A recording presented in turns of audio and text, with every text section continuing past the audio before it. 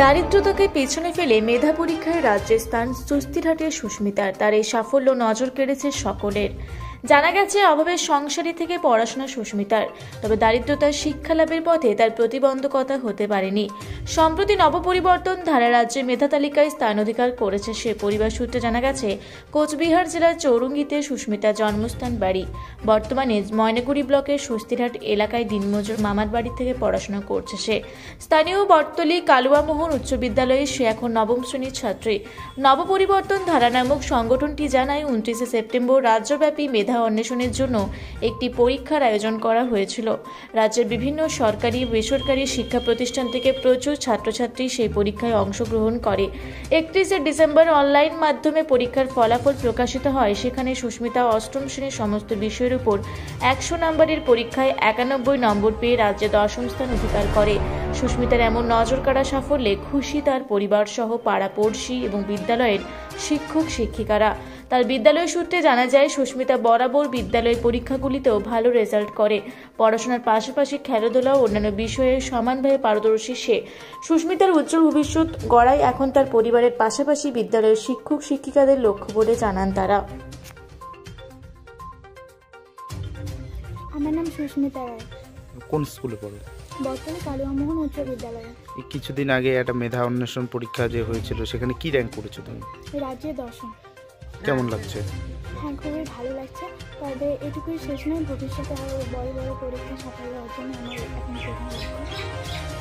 তবে এই পরীক্ষায় সাফল্য পাওয়াটা আমার একটা উৎসাহ দিল আরও ভবিষ্যতে এগিয়ে যাওয়ার। ভবিষ্যতে কি হতে চাও? একজন টিচার হতে চাই। শিক্ষক হতে চাও? হ্যাঁ। পরিবার থেকে কিরকম সাপোর্ট পেয়েছো? পরিবার আমাকে অনেকভাবেই সাপোর্ট করে। বই কেনার জন্য বিভিন্ন টিচার আমাকে সাহায্য করে। সবাই সাহায্য করে, স্কুলের শিক্ষক শিক্ষিকা থেকে পরিবারের সবাই। এই যে ছাত্রর কাছে এসেছি, কি হয়? ভাগ্নি হয়।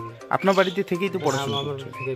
মানে এটার কোনো কারণ আপনার বাড়িতে থেকে পড়ে? না, ছোটবেলা থেকে পড়ে তো কারণে। কেমন ছাত্র হিসেবে কেমন? খুব ভালো, খুবই ভালো। তার এই সফলতা কি বলবেন? সফলতা ভালোই না, রেজাল্ট করছে আর কি।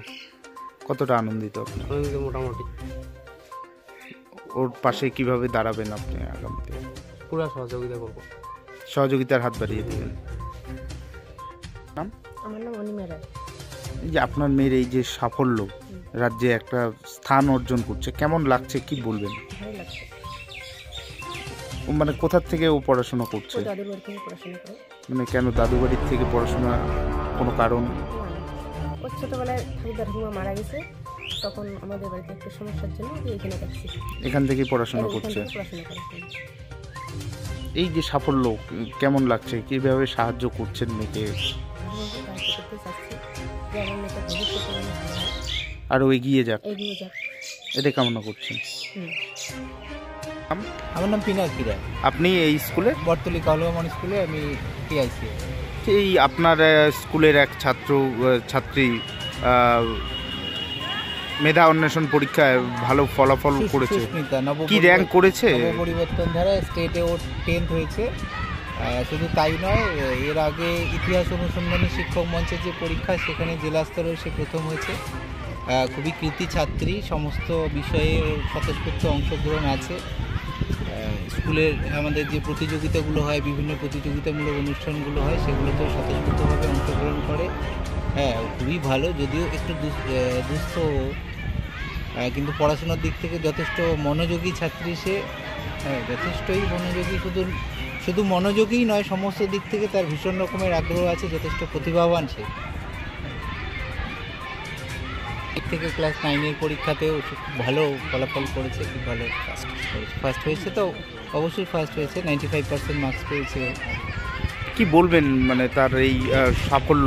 এই সাফল্যের উত্তরোত্তর শ্রীবৃদ্ধি কামনা করি। আর আমরা শিক্ষক হিসেবে বিদ্যালয়ের ওর যতটা পারি সাহায্য আমরা করব।